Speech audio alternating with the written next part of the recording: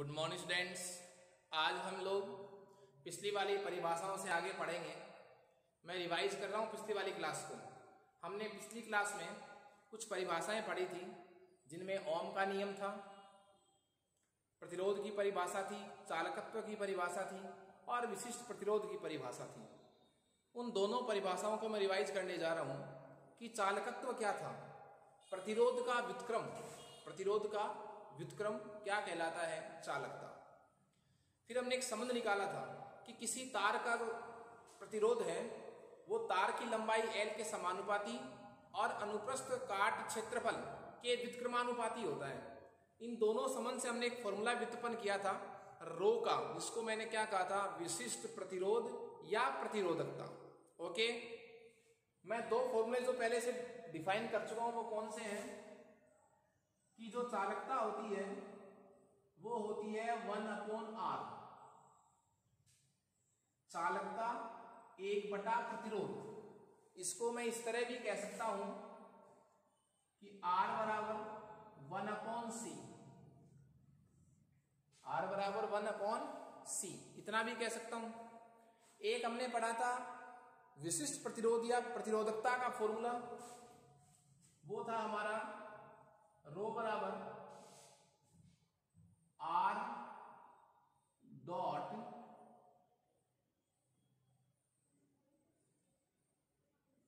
A/L, R dot A/L। ये formula किसका था? ये था फॉर्मूला रो का। किसका फॉर्मूला था? ये रो का। अब देखें, ये जो रो का फॉर्मूला हमारे पास है ये है विशिष्ट प्रतिरोध, जिसको मैं रो कह रहा हूं। ये प्रतिरोध है, ये चालकता है। R तार का प्रतिरोध है, रो तार का विशिष्ट प्रतिरोध है, A तार का अनुप्रस्थ काट क्षेत्रफल है, L तार की लंबाई है। ओके, देखिए ये तीन फॉर्मूले मैं आपको पहले परिभाषित कर चुका हूं। आज हमारी जो नई परिभाषा है वो क्या है? परिभाषा हमारी है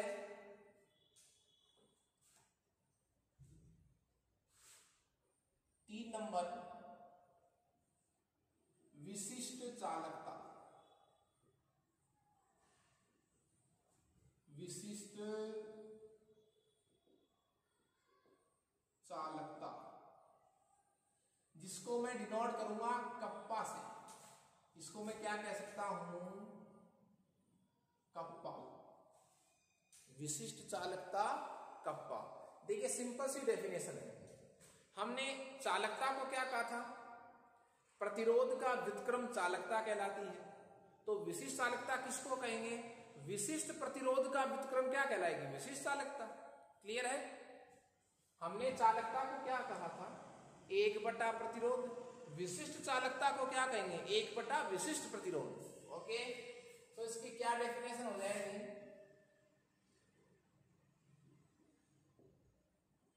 विशिष्ट प्रतिरोध के व्युत्क्रम को, अपोजिट को, व्युत्क्रम को विशिष्ट चालकता कप्पा कहा जाता है। विशिष्ट प्रतिरोध के व्युत्क्रम को विशिष्ट चालकता कप्पा कहा जाता है। मैंने हिंदी में भी लिख दिया कप्पा, ये इसका साइन है। तो क्या सूत्र हो जाएगा? कप्पा बराबर 1/रो। 1/रो। अब 1/रो आपके पास जब फॉर्मूला है तो आप क्या करेंगे कि चूंकि रो का फॉर्मूला क्या होता है? रो का फॉर्मूला हमने पिछली क्लास में पढ़ा था कि रो बराबर R डॉट A/L।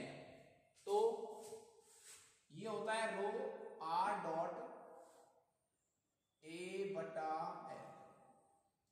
मैं लिख दिया कि चूंकि रो बराबर ये होता है तो आप यहां रो की जगह ये फॉर्मूला फिट कर दीजिए। अब मुझे देखिए रो का मान जब मैं यहां लिखूंगा तो ये सारा फॉर्मूला विपरीत हो जाएगा।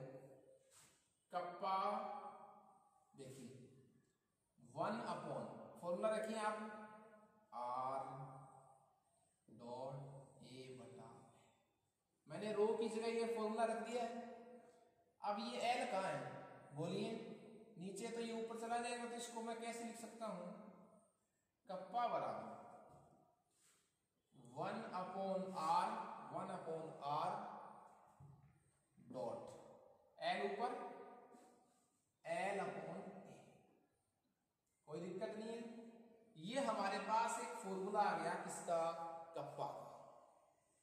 कप्पा का फॉर्मूला क्या है, कप्पा बराबर 1/r डॉट L/A।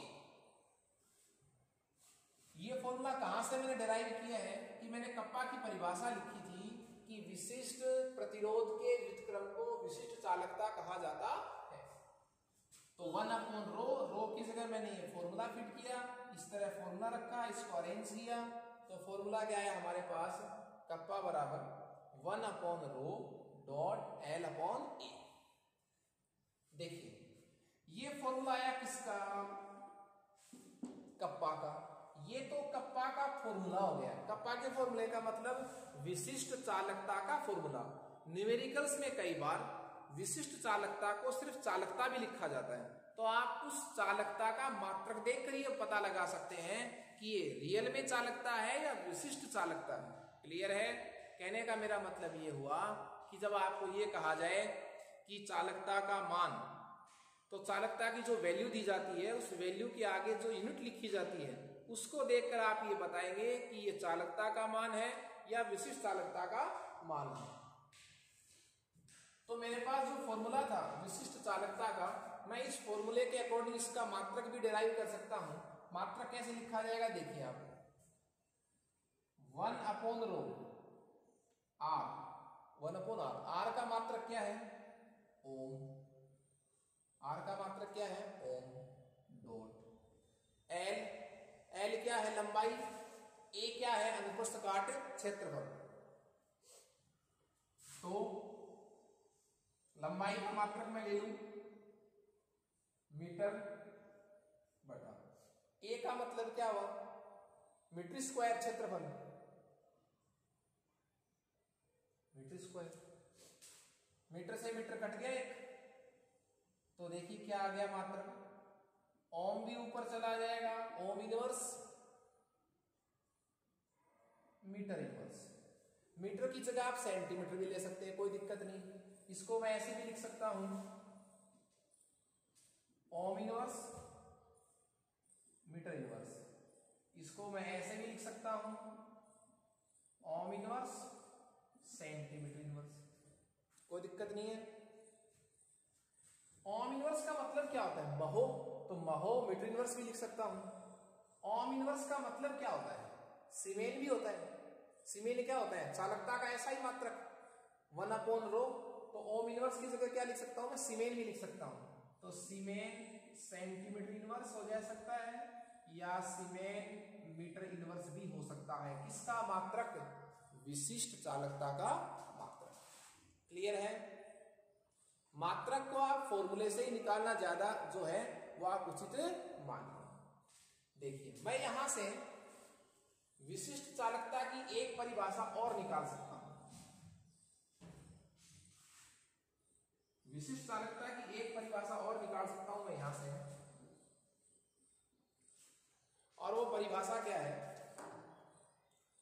कि आपके पास कप्पा का फॉर्मूला क्या था, कप्पा का फॉर्मूला है 1/r डॉट L/A। यही फॉर्मूला है आपके पास। तो इस सूत्र में मैं इसके नंबर कितना दे रहा हूं, इसको इक्वेशन नंबर 1। इस फॉर्मूले में यदि मैं L बराबर 1 सेंटीमीटर रखूं, A बराबर 1 सेंटीमीटर स्क्वायर, ये दो मान मैं किस में रख दूं, इस फॉर्मूले में। मान रखने का मतलब क्या हुआ कि तार की लंबाई 1 सेंटीमीटर है, तार का अनुप्रस्थ काट क्षेत्रफल ये वाला अनुप्रस्थ काट क्षेत्रफल कितना है, 1 सेंटीमीटर स्क्वायर है। तो ऐसे तार का देखिए L/A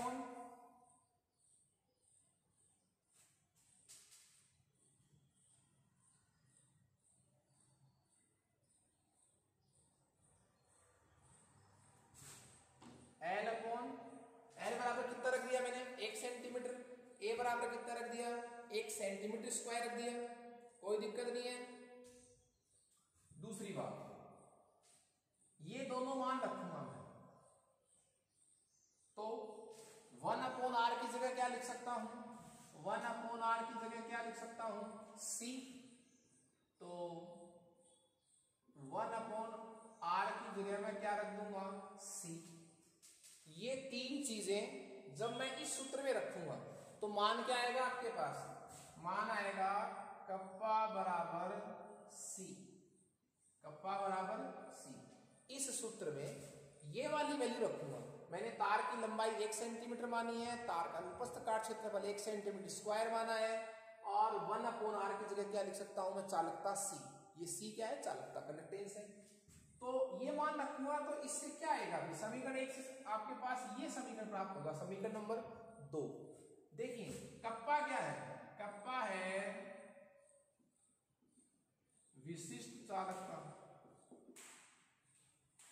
और C क्या है, सिर्फ चालकता। कप्पा क्या है, विशिष्ट चालकता, और C क्या है, चालकता। ओके, तो मैं यहां से क्या कह सकता हूं कि यदि ये वाली बातें अप्लाई हो जाएं तो ये समझ क्या आएगा, कप्पा बराबर C। तो मैं यहां से क्या परिभाषा दे सकता हूं कप्पा की, कि इकाई लंबाई के तथा इकाई अनुप्रस्थ काट क्षेत्रफल, इकाई लंबाई व इकाई अनुप्रस्थ काट क्षेत्रफल वाले तार की चालकता ही उस तार की क्या कहलाती है, विशिष्ट चालकता। मतलब क्या हुआ, एक हमने पिछली बार संबंध निकाला था जब विशिष्ट प्रतिरोध को पढ़ा था, क्या संबंध था, रो बराबर आर। ये संबंध पढ़ा था हमने, रो बराबर आर। रो बराबर आर में क्या था कि विशिष्ट प्रतिरोध और प्रतिरोध दोनों बराबर हो जाते हैं, लेकिन कब बराबर हो जाते हैं, जब तार की लंबाई इकाई हो और तार का अनुप्रस्थ काट क्षेत्रफल भी इकाई हो। तो मैंने क्या बोला था, इकाई लंबाई व इकाई अनुप्रस्थ काट क्षेत्रफल वाले तार का प्रतिरोध ही उस तार का विशिष्ट प्रतिरोध कहलाता है। तो वो वाली यदि कंडीशन अपन इस पर अप्लाई करें तो क्या कहेंगे, इकाई लंबाई व इकाई अनुप्रस्थ काट क्षेत्रफल वाले तार की जो चालकता है वो भी क्या होगी, विशिष्ट चालकता के बराबर ही होगी। यदि ऐसी कंडीशन में आर रो के बराबर है तो सी भी कप्पा के क्या होगी, बराबर। ओके,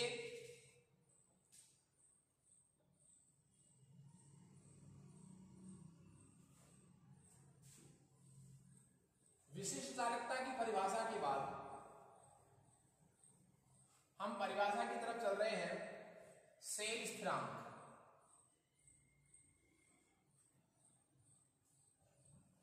सेल स्थिरांक जिसको x से डिनोट करते हैं या g स्टार से भी डिनोट करते हैं।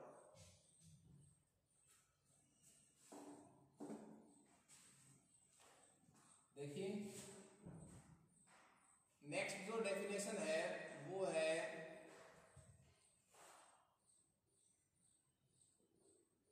सेल स्थिरांक।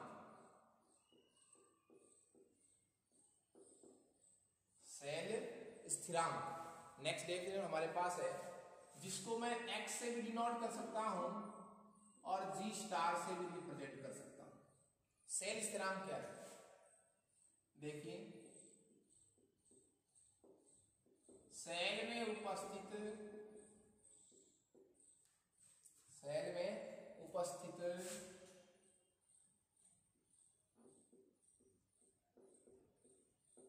इलेक्ट्रोड की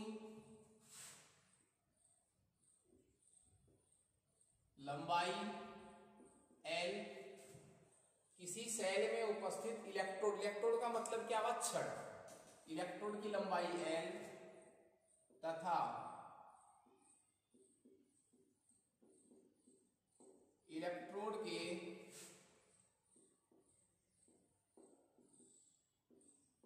अनुप्रस्थ काट क्षेत्रफल स्मॉल a का अनुपात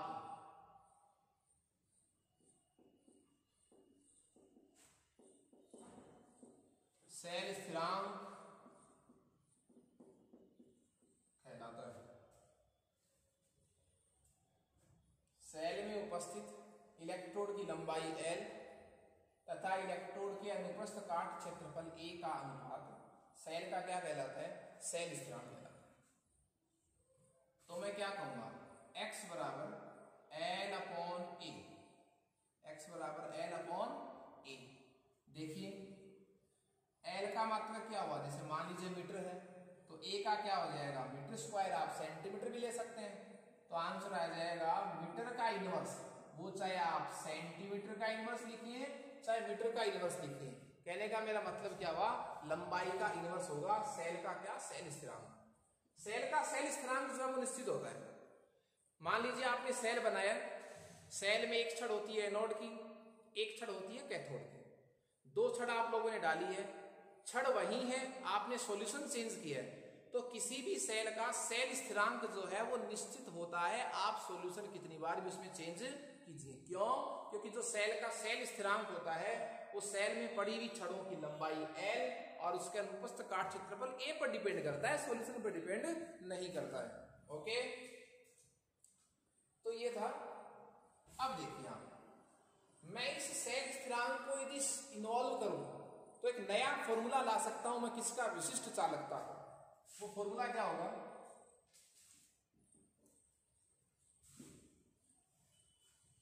देखिए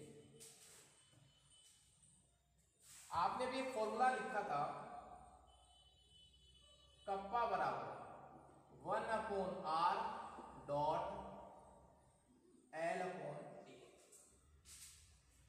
L अपॉन T, ये एक फॉर्मूला था। ये किसका फॉर्मूला था, ये था विशिष्ट चालकता। विशिष्ट चालकता क्या होती है, विशिष्ट प्रतिरोध का व्युत्क्रम, और विशिष्ट प्रतिरोध का फॉर्मूला कौन सा था, ये वाला। ये विशिष्ट प्रतिरोध का व्युत्क्रम था, तो विशिष्ट चालकता का सूत्र कैसे बनेगा, इसका विपरीत, तो मैंने विपरीत कर दिया, रो को 1/रो कर दिया, 1/रो क्या हो गया कप्पा, r को मैंने 1/r लिख दिया, A बटा L को L बटा A लिख दिया, मतलब इसका उल्टा कर दिया, तो ये सूत्र किसका आ गया, विशिष्ट चालकता। यहां देखिए आप, कप्पा बराबर 1/r की जगह मैं क्या लिख सकता हूं, C चालकता है, किसका प्रतिरोध, किसका व्युत्क्रम है, R का, तो मैं 1/r की जगह क्या लिख सकता हूं, C dot L upon A क्या है, L अपॉन A क्या होता है, X मतलब सेल स्थिरांक, तो L अपॉन A की जगह क्या रख सकता हूं, X। तो एक नया फॉर्मूला हमारे पास आ गया न्यूमेरिकल के लिए, कप्पा बराबर C डॉट X, विशिष्ट चालकता बराबर चालकता गुणा सेल स्थिरांक। क्लियर है?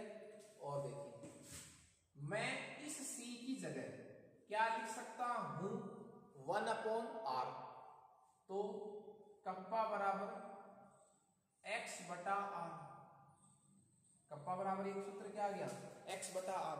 यहां से मैं एक फॉर्मूला और निकाल सकता हूं, किसका, x का, सेल स्थिरांक का, क्या हो जाएगा, x बराबर कप्पा गुणा r, x बराबर क्या हो जाएगा, कप्पा गुणा r। x क्या है, सेल स्थिरांक, कप्पा क्या है, विशिष्ट चालकता, r क्या है, प्रतिरोध। ओके, तो ये कुछ फॉर्मूले हैं जो एक दूसरे से जो है वो इन्वॉल्व हैं, इनकी आपको परिभाषाएं याद करनी है, इनके सूत्र याद रखने हैं और इनके मात्रक याद रखने हैं। परिभाषाओं से सूत्र लिखा जा सकेगा और सूत्र से जो है वो मात्रक निकाला जा सकेगा। न्यूमेरिकल में भी ये परिभाषाएं जो है वो बहुत इंपॉर्टेंट है, एक दूसरे की जो वैल्यू है वो इनके थ्रू इनमें निकल पाती है। उसके बाद हमारी परिभाषा है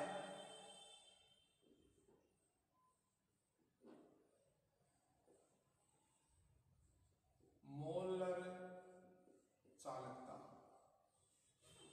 मोलर कंडक्टिविटी, जिसको मैं लैम्डा m से डिनोट करूंगा।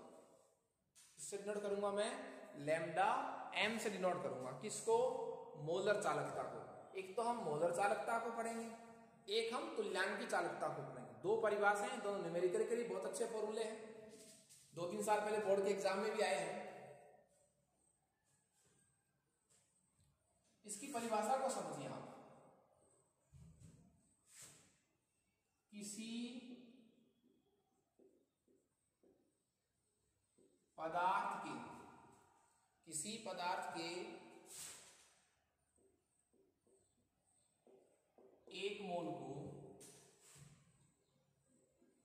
VmL आयतन में विलय करके, किसी पदार्थ के 1 मोल को, कोई पदार्थ लाइए, 1 मोल पदार्थ लाइए, उसको विलायक में घोलिए और विलय बना लीजिए। क्यों? विलय आपने लिया ही था 1 मोल, विलायक में घोल लिया तो विलयन बन गया। विलय करके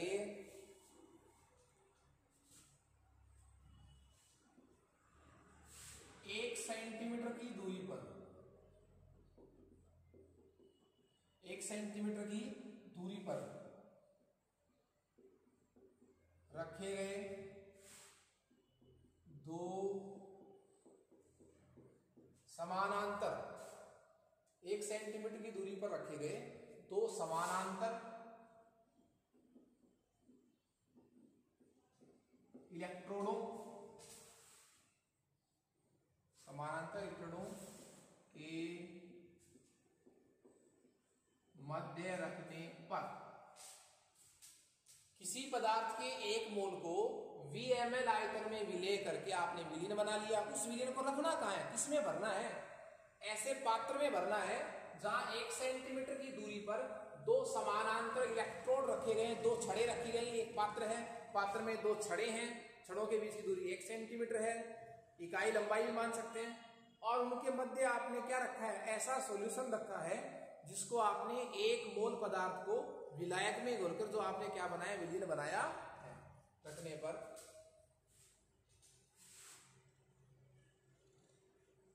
सभी आयनों द्वारा उत्पन्न चालकता को उस पदार्थ की मोलर चालकता कहा जाता है। किसी पदार्थ के 1 मोल को VmL आयतन में आपने विलय कर लिया, विलयन बना लिया। विलयन को कहाँ रखा आपने? एक पात्र में जहां 2 छड़ें रखी गई हैं, दोनों छड़ों के बीच की दूरी 1 सेंटीमीटर है। उस ऐसी कंडीशन में आपने उस विलयन को भर दिया।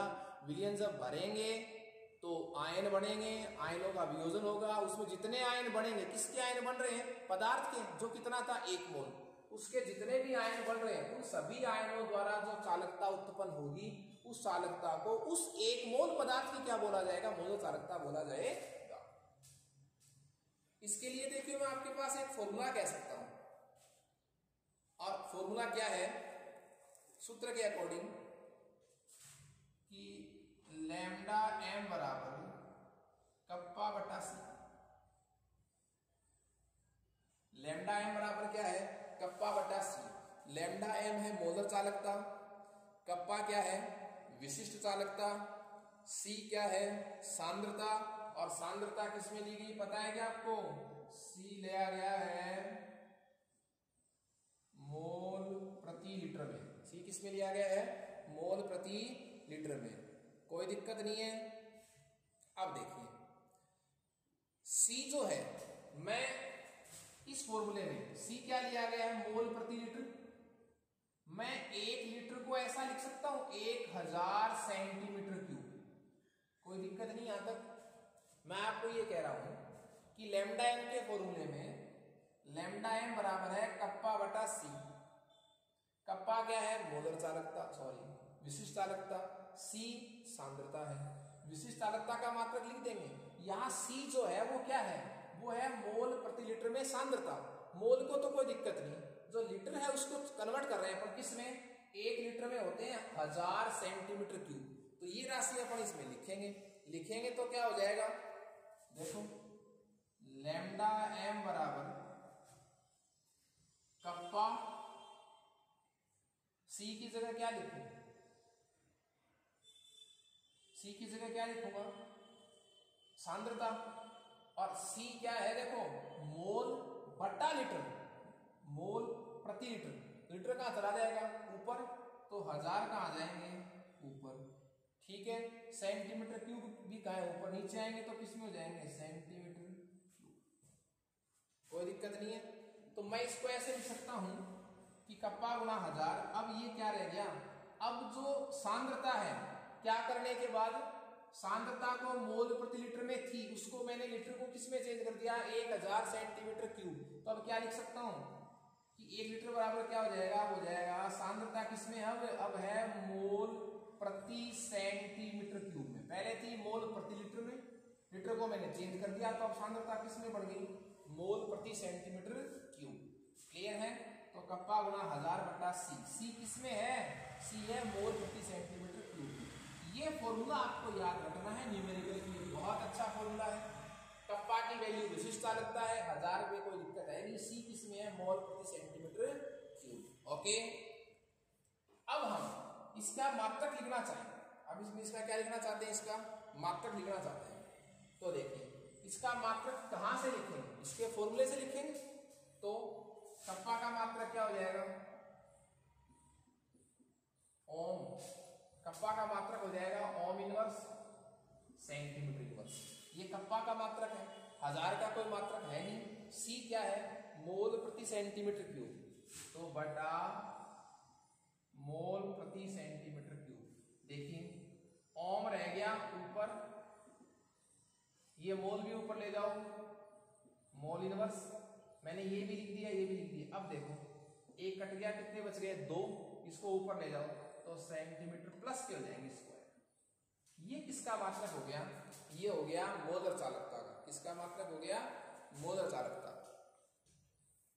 देखिए ये परिभाषा थी मोलर चालकता किसकी, लैम्डा एम की। इसी के अकॉर्डिंग मैं थोड़ा सा चेंज करूंगा परिभाषा में, और वो लिखूंगा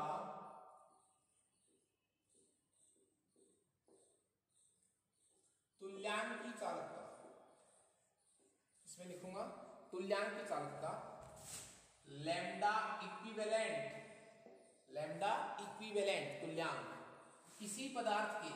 अब यहां थोड़ा चेंज आएगा, किसी पदार्थ के 1 ग्राम तुल्यांक को, किसी पदार्थ के 1 ग्राम तुल्यांक को, बस इतना सा चेंज करना है। 1 मोल की जगह इस बार क्या, 1 ग्राम तुल्यांक, 1 ग्राम तुल्यांक को VmL आयतन में विलय करके 1 सेंटीमीटर की दूरी पर रखे गए 2 समानांतर इलेक्ट्रोडों के मध्य रखने पर सभी आयनों द्वारा उत्पन्न चालकता को उस पदार्थ की कैसी चालकता कहा जाएगा, बोलिए, तुल्यांक की चालकता कहा जाता है। तो फॉर्मूला वही रहेगा, लैम्डा एम की जगह क्या हो जाएगा, लैम्डा इक्विवेलेंट कप्पा अपॉन सी। सी किसमें था, मोल प्रति लीटर में नहीं, मोल नहीं, ग्राम तुल्यांक प्रति लीटर में। यहां सी किसमें रहेगा, ग्राम तुल्यांक प्रति लीटर में।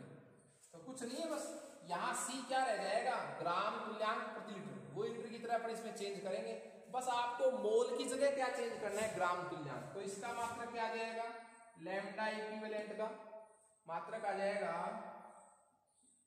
ओम इनवर्स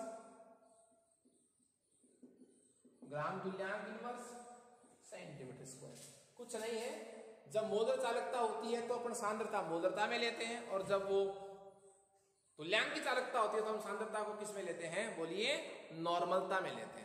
ओके, ये जो मैंने परिभाषाएं पढ़ी हैं पिछली क्लास में और इस वाली क्लास में, सभी परिभाषाएं बहुत इंपॉर्टेंट हैं, न्यूमेरिकल्स के लिए बहुत इंपॉर्टेंट है। इनके फॉर्मूले, इनके मात्रक, इनकी परिभाषाएं। ओके, तुल्यांक की चालकता में और मोलर चालक में मोस्टली इनके आप फॉर्मूले याद रखें और इनके मात्रक याद रखें। नेक्स्ट क्लास में हम इन सभी प्रकार की चालकताओं पर तनुता और सांद्रता का प्रभाव पढ़ेंगे। Okay, thank you students.